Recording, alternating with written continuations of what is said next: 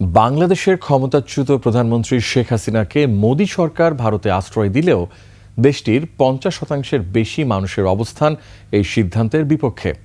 আর দেশটির উত্তর পূর্বাঞ্চলীয় রাজ্য বা সেভেন সিস্টার্সের আরও বেশি মানুষ হাসিনাকে ভারতে চায় না।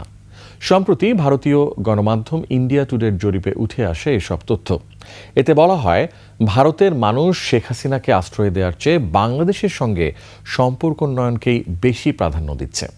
বিস্তারিত দুলি মল্লিকের ডেস্ক রিপোর্টে। গণ অভ্যুত্থানের মুখে ক্ষমতাচ্যুত হয়ে গেল ৫ আগস্ট দেশ ছেড়ে পালিয়ে ভারতে আশ্রয় নেন শেখ হাসিনা।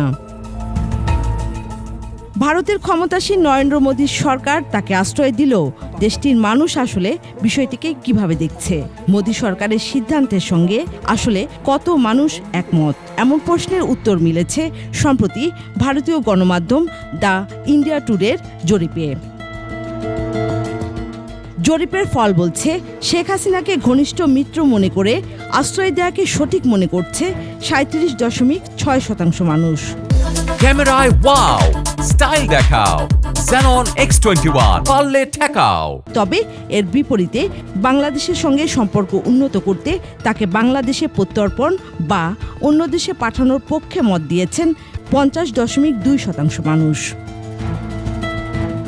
আর দেশটির উত্তর পূর্ব রাজ্যগুলোর ক্ষেত্রে অন্তত 70% মানুষ শেখ হাসিনাকে ভারতে চায় না।